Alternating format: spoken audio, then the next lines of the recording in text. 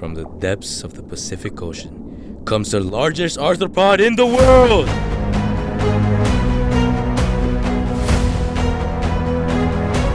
What's an arthropod? Yo kid, you kinda ruined our dramatic intro. What's dramatic mean? Moosejaw Matt, I need your help. We have a kid asking questions.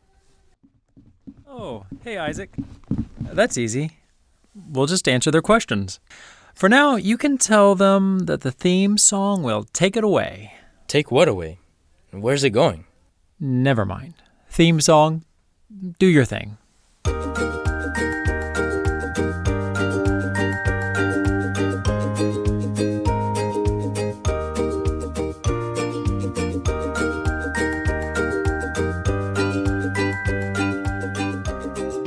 This one is a special request for a supporter we've had from the very beginning. Hosanna out in Washington State. Yee-haw, this one's for you. We're going to talk about the largest living arthropod in the world. An arthropod is the largest phylum in the animal kingdom. 84% of all animal species are arthropods, and most of those are insects. There are about 1,000 species of arthropods. 1 million. That's not 1 million animals, that's 1 million types of animals. Another word for species, you might say types.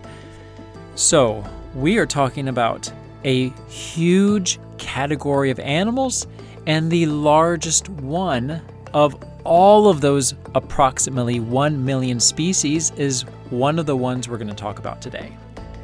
Before we reveal what that large animal is, let's talk about arthropods. Here are some families of animals you might find in this phylum: crustaceans, arachnids, and, as we already mentioned, insects. These types of animals have jointed skeletal coverings.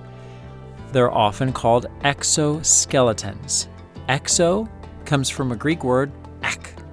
It's where we get our word exit. So this has to do with something going out or on the outside. An exoskeleton is on the outside. Our skeletons as humans are on the inside. And then we have skin covering. It's a little bit more attractive than exoskeletons. They're not very cuddly. Arthropods are not cuddly. They also have segmented bodies. So if we think about these exoskeletons like pieces of armor, it makes sense.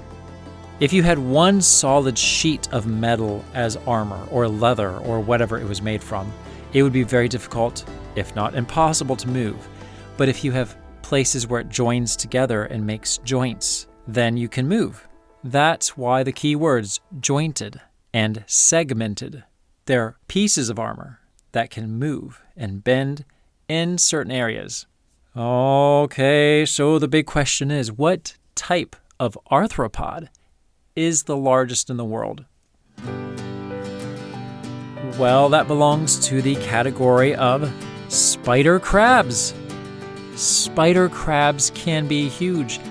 However, there are over 2,000 species of spider crab, with about 200 in North America alone, which means we can't be talking about all of them. They're not all the largest in the world. There's one type, one kind, that is larger than the rest: the Japanese spider crab. Japanese spider crabs live in the Pacific Ocean near where? Oh, I think they live near Hawaii. Nope, they live near Japan. Take a hint from their names, Japanese spider crabs. What's interesting is how long these crabs can live. More than 10, more than 20, more than 30. They can live for 100 years. Well, as they're growing and growing and growing, their main body stops when they're about 15 inches across. If you can have a parent or grandparent hold out their arm, the distance from the elbow to the fingertip is approximately 15 inches, give or take, depending on the size of your parent, of course. It's the legs, however, that keep growing. Imagine if this happened for humans. If you lived to be 100 years old and your body stopped growing, but then your legs kept going, we would look funny. Well, spider crabs, Japanese spider crabs especially, do look kind of funny. Their legs are really thin and really long. The largest specimen, or at least one of the largest recorded specimens, has legs that are about 12 feet across from claw to claw. That's about 3.5 to 4 meters. That's a large crab. And they can weigh about 45 pounds, or about 20 kilograms. Well, you might be wondering, what do Japanese spider crabs eat? They eat plants and animals, including dead fish, shellfish, and mollusks. It's a scavenger. Something that is willing to eat other scavengers is definitely a scavenger. I wanted to share another fact, though, about another type of spider crab, a candy crab. Remember, there are over 2,000 species, and we're only really focusing on 2. But this other one, the candy crab, is really pretty. It's pretty small, and then it's actually just plain old pretty. The colors are lovely. In fact, that's how it gets its name. It looks like a little piece of candy.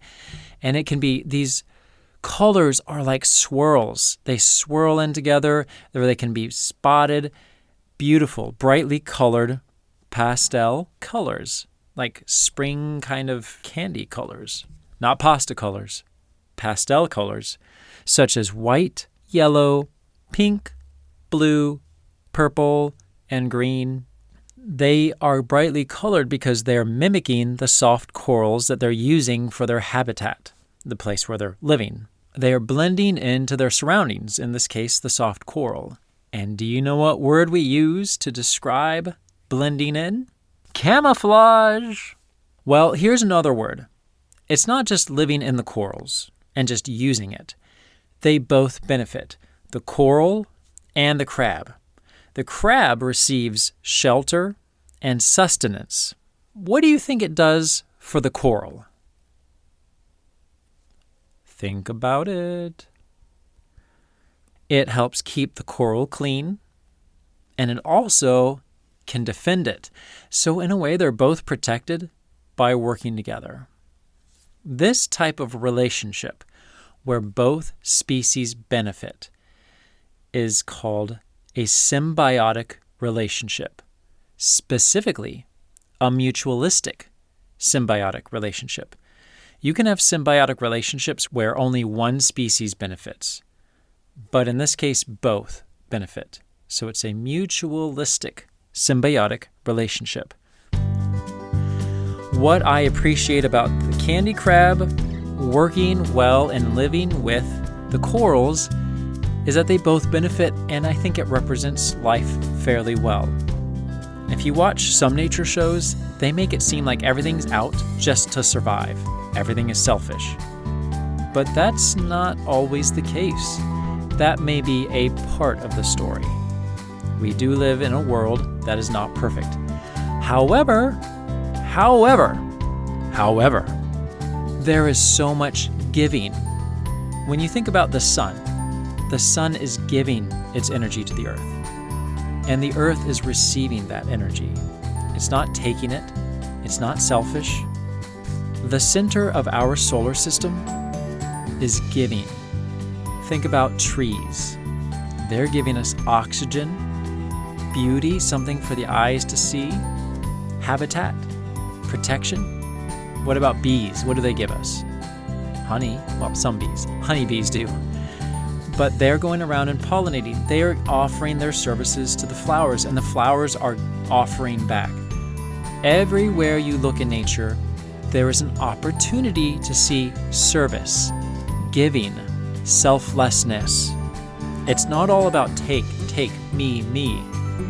That's what we might see if we look at things from one perspective. But if we change our perspective and think, does nature give? We're going to find a lot of evidence. So we can be like the candy crab. We can give and receive and both can benefit. Yeah. Speaking of celebrating, Hosanna, happy birthday. I hope you have a candy crab birthday. I think you know what I mean by that. I hope it's a wonderful, beautiful birthday. And you're out in Washington State. It's lovely out there. I've been there. It is beautiful. Happy birthday, Hosanna. And thank you to our latest supporters, Ava and Avon. Thank you for supporting the podcast and joining our team. Woohoo! Yeah, woohoo! And there we go. Listeners, I hope you learned something new about the spider crabs. I certainly did. I'm Moosejaw Matt.